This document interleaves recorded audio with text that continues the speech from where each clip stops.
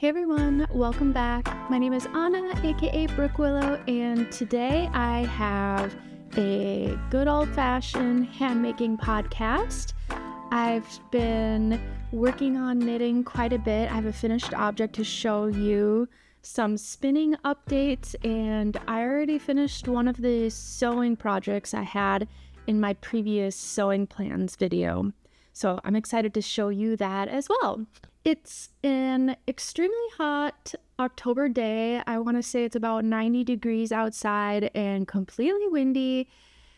And I'm really annoyed by it because I just want to wear my fall clothing. But I guess that gives me an opportunity to wear this Rococo top on its own one last time for the year, hopefully. I previously talked about this, I think in my last podcast. I had finished it for a wedding party that I was going to, but really I'm just excited to have it in general in my closet. This is again the Rococo top by Sari Nordlund. It's a beautiful top-down lace knit tank top that's knit in two different pieces, and then you attach the straps at the very end. And I really was drawn to the very intricate lace pattern. For some reason, every time in the summer, I always craved lace knitting, and this year was no exception. I especially really like the yarn that I used for it. It's from a brand called Dando, which I've worked with in the past, and this is their Silk Plus base, and I forget the name. I think the color is Merlot. I don't think they have it available currently as a colorway, but they do still have a lot of other nice colors as well. I think it's just like a really nice fabric to wear when it's really hot out because it's made of like a raw silk, and so it doesn't add to the reason why I'm sweating at all. If I was wearing wool right now, I would not be able to handle it. That's what I'm wearing today. And let's jump into the first finished knitting object that I have. Actually, it's the only finished object that I have for knitting.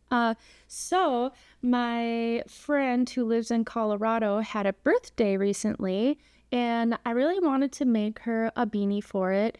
I've made her a beanie, I want to say like 10 years ago, so I think she was due for a new one.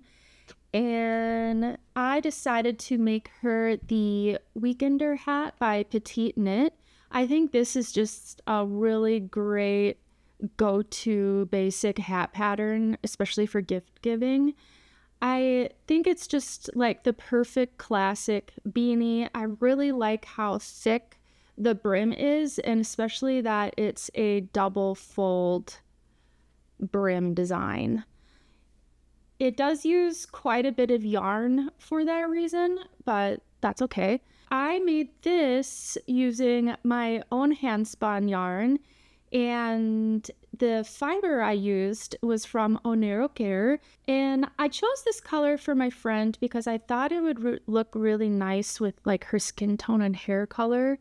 She has very fair skin and it has more of a pink undertone, and her hair is like a medium brown shade. So I thought together it would just look nice with this neutral pinky color. And because this is like leaning heavy neutral, I think it'll just go with a lot of things that she owns. So hopefully she'll be able to get a lot of good use out of this. I know she is a snowboarder, so she goes snowboarding all the time in the mountains in Colorado. So at the very least, she'll be able to wear it out there. And it may look like it, but it actually really isn't itchy yarn at all. It doesn't actually really have a crazy halo to it, and the halo is more downy than prickly. So I can't see her having a problem with this being too itchy. I've held it to my neck, and even as I'm sitting here really hot, it's not affecting it at all. So I think this will be a really comfortable hat to wear. That's the only finished object I have for knitting. I'm going to update you on a couple sweaters that I've previously been working on before I show you my new cast on that I just started this morning. Let's start with the tessellated cardigan because this is the one that's been a whip for the longest.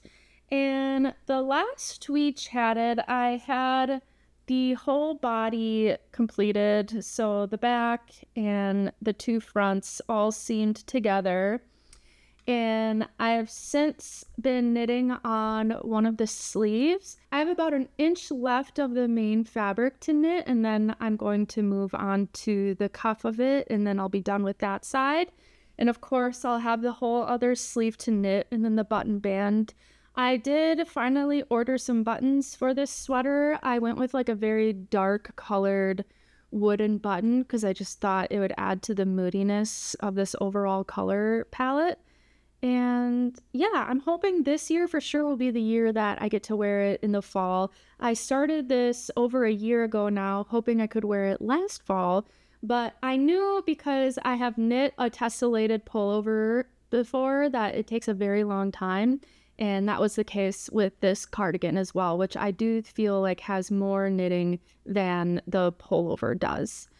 But I'm getting pretty close there, very close to the home stretch. I'm very motivated to work on this, but again, it just knits up very slowly.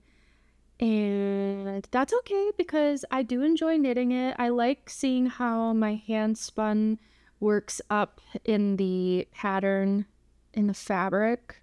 That adds quite a bit of interest to it. And then, of course, the other two yarns that I'm knitting with it are from Sonder Yarn Co. This is their Sunday Luxe Sport, I think, and then the mohair base that they have. The other sweater I've been working on is another cardigan, or technically a jacket, I should say. It's the Dagmar jacket by Petite Knit. I believe the last time we chatted, I was maybe like about here. So I have gotten quite a bit more knitting done on it. I'm completely done with the increases and now I'm just working the back straight down until I complete the back, I guess. And this is also using my hand spun from Fiber from Monero Care. I was kind of laughing because with this particular yarn that I spun up, I used 3 different colors to make this 3-ply color together. And it just so happens to be pretty much the exact same color as the hat that I knit. This is just using 1 colorway and this is with 3 colorways. So essentially I just wanted to create this color again, I suppose. But I do really like it. I like how dense the fabric is. I know when I block it out, it's going to loosen up its gauge a little bit and the stitches will relax a little bit. I don't really have a lot to say about this because I don't have that much done. I have been kind of using this like technique. I don't even know if that's what you want to call it, but I have a lot of whips going at once right now and I want to work on them all at the same time, but I always have like decision fatigue on what I should work on first and for how long. So I've started kind of doing this thing where I will wind up a cake of yarn and knit on this project until that cake is completely gone or, you know, there's a little bit left. And then I'll move on to the next project and knit that project until I go through a whole cake of yarn and, you know, move on to the next one, so on and so forth. So I've been doing that and it's been helping me manage what to knit, when to knit it. And so I thought I would share that in case anybody else struggles with not knowing what they should be working on. Of course, with it being October and hopefully soon I'll be able to wear beanies again, I wanted to cast on a new beanie. I knit at least 1 new beanie a year, and definitely in the beginning of fall, I like to have a fresh one ready for me to wear right away.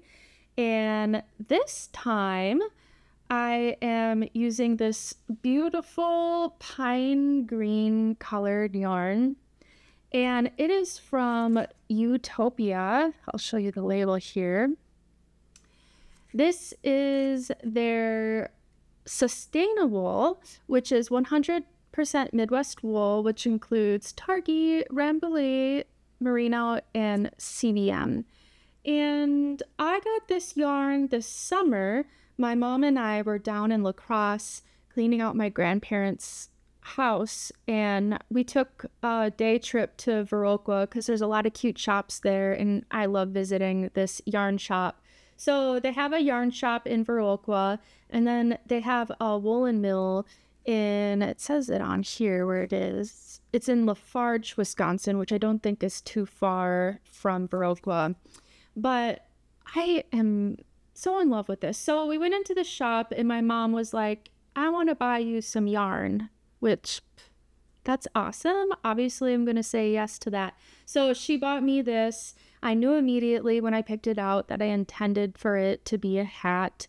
But the base, I think, is so gorgeous. It reminds me so much of hand-spun yarn. There's so much life in this yarn. It's very lofty and bouncy. And it doesn't necessarily say, but I think it is a woolen spun yarn. And this is in the balsam fir, if you're curious too. I also wanted to mention that if you were looking for a spin cycle substitution, this particular yarn company has some very beautiful barber pole dyed in the wool style yarn, and I kind of think I like their colorways a little bit better. They're a little bit more earthy and toned down, which is a bit more of my style, versus the really bright pops of color that Spin Cycle likes to do. So if you want a different option for a pattern that calls for like color changing yarn, I definitely would check out Utopia. It appears that you can order their yarn right online. You don't have to go and shop. And I have noticed in the Minnesota, Wisconsin area, a lot of the local yarn shops are starting to stock it there, which I think is pretty cool too. I haven't even talked about the hat that I'm knitting. I've gone on so much about the yarn. The hat pattern I chose to make is the Rhett, which is by Megan Babin for Hudson and West Co. It is a 2x2 ribbed brim with a beautiful cable knit top of the hat.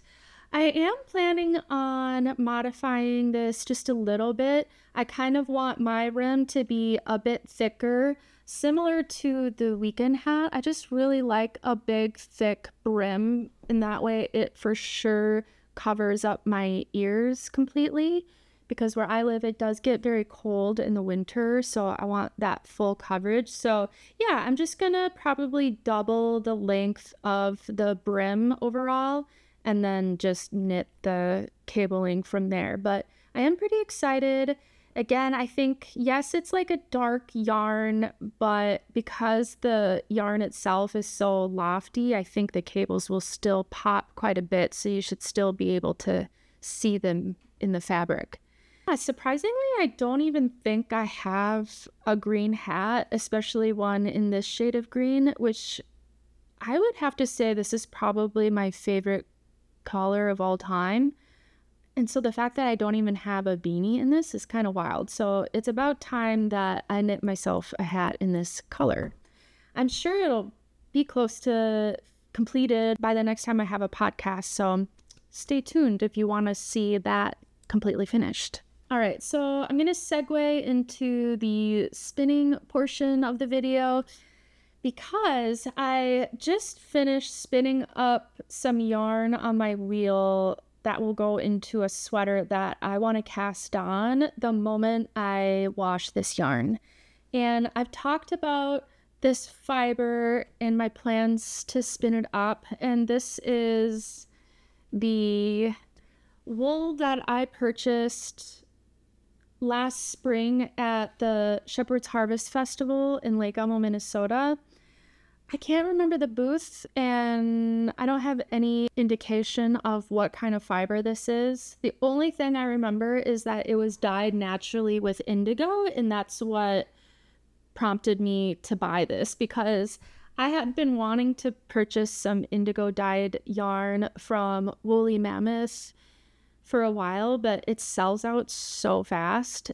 So when I saw this roving that was dyed with indigo, and it has a little bit of like a brownish base color in it still too, offering some beautiful dimension, I knew immediately this is what I wanted to spin up.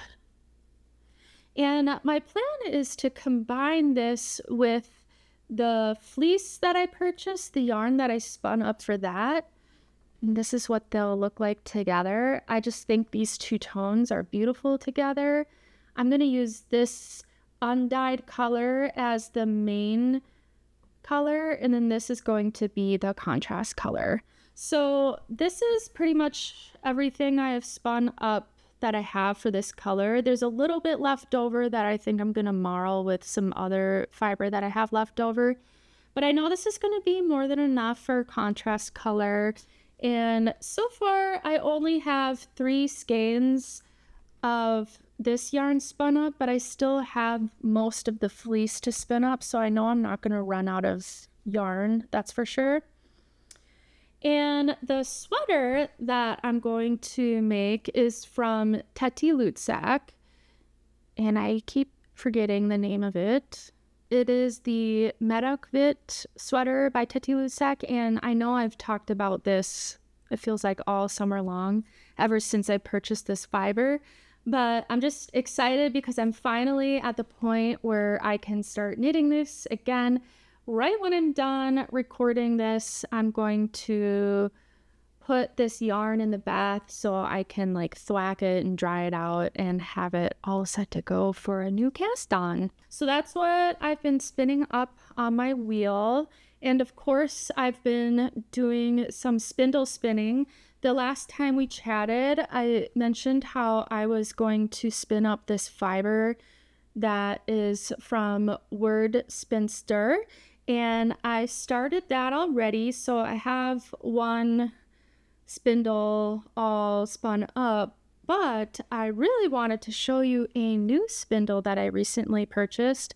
This is one that I have been trying to purchase for the last 2 years. It's from Woodland Handcrafts, and I think they only make like 1 or 2 of these spindles every year, but it is one that I've been dying to have, and finally this year my fingers were just fast enough to be able to purchase it in time, and that is this pumpkin bead spindle that I have right here.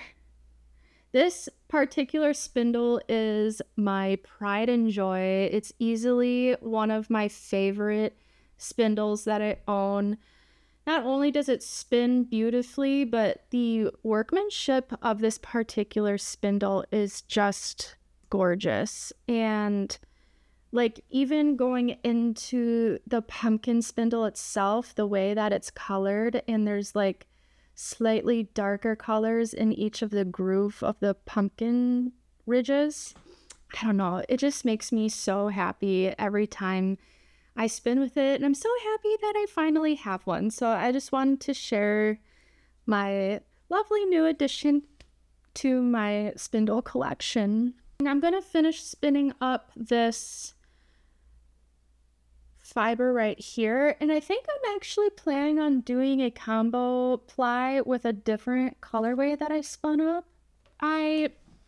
This summer I spun up a different braid that I got from Lavender Loom, and I'll show you all 4 spindles to give you an idea of the colorway. It's kind of hard because you don't see all the colors when they're spun up on the spindle. I'm planning on making a 2-ply combo of these 2 colors. So I'll have about 2 100 gram skeins of yarn after combining those 2. No idea what I'm going to knit with it. or even weave maybe. It kind of depends on how it looks when it's all done, because sometimes you never really know how it's going to turn out when spinning up combo yarn, and that's kind of part of the fun.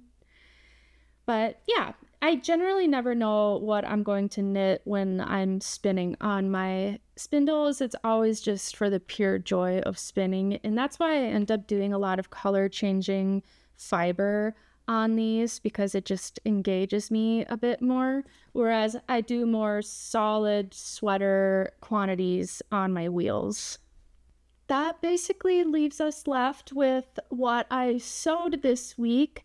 I originally was going to start out by sewing just kind of a plain woven long sleeve shirt on the bias from the Merchant and Mills workbook, but then I couldn't stop thinking about my plans for the Archer work pants using this orangey wool fabric, because I wanted a really autumnal fall pair of pants, and that's what I ended up making.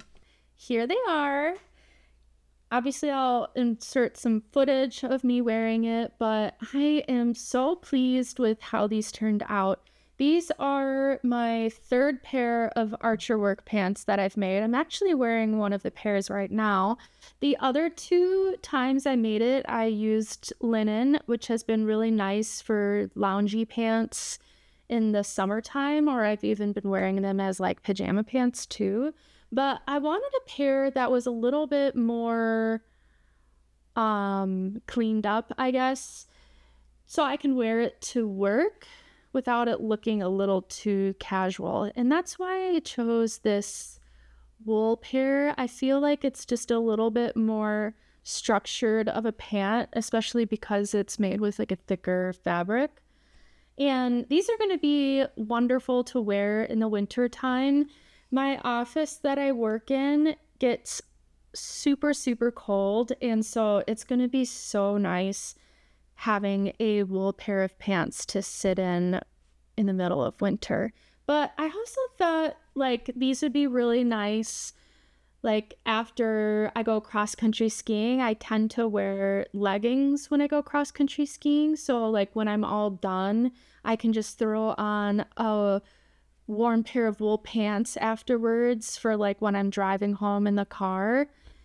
I don't know, I see a lot of different ways that I'll be wearing these pants once it cools off a little bit. I did make a little bit of a modification this time. The last 2 times I sewed these pants, so the first time I sewed them I made a size large and I didn't alter anything, and they came out to be quite cropped. And then the second pair I ended up making an XL. Again, I didn't lengthen it at all. And I knew for this pair, I wanted them to be a little bit longer because the other 2 kind of cut at like mid-calf. So they almost are like a long capri. And I wanted these to be long enough. So I did extend the length of these by about 2 inches. And I'm really happy I did because they're still cropped, but I think they're right about at the point that I want them to be. And then after my last video about all of my sewing plans, I did show off a pair of black dress pants that I made, and I was showing how I didn't use dark enough serger threads so you could see the threads in all of the seams. And one of you very kindly gave me some advice on how to resolve that issue by sewing your seam, then serging the seam after, and then sewing a second seam as close to the serger line as you can, and that kind of doubles up the strength of the seam itself for everyday wear, but also it eliminates that gapping that can happen between the seams. So now it's like you don't see any of the serger thread at all, and it's like a really sturdy seam. That's something that I personally just never knew because I haven't taken classes or been professionally trained on sewing. So it's those types of feedback that I really appreciate from you all when you do give me that, because it's a great way for me to learn and I can pass on the knowledge to more people as well. So thank you for letting me know that trick. I really am going to start using that in all of my makes going forward, because especially I have had some seams start to fall out over time that I have to go back and re-sew. And so now if I just do a double seam, I probably won't run into that quite as often. I knew this was going to be a little bit of a shorter one because I haven't made a ton of progress on specifically the knitting that I've been working on. I am planning to record a bit of a different style video that maybe will be released next week. I'm not going to say exactly what it is yet, but just know that I'm going to experiment a little bit with the different types of content that I'm offering on this channel. It's always fun to try new things and see what you all like. So speaking of, if you like the podcast style video, please give this a thumbs up. That really helps my channel reach a larger audience who may have not discovered me quite yet, and lets me know that you like this type of content. I hope you're having a wonderful start to your fall season and getting in all of the fall activities that you enjoy. And I hope you have a good rest of your week, and we will chat next time. Bye.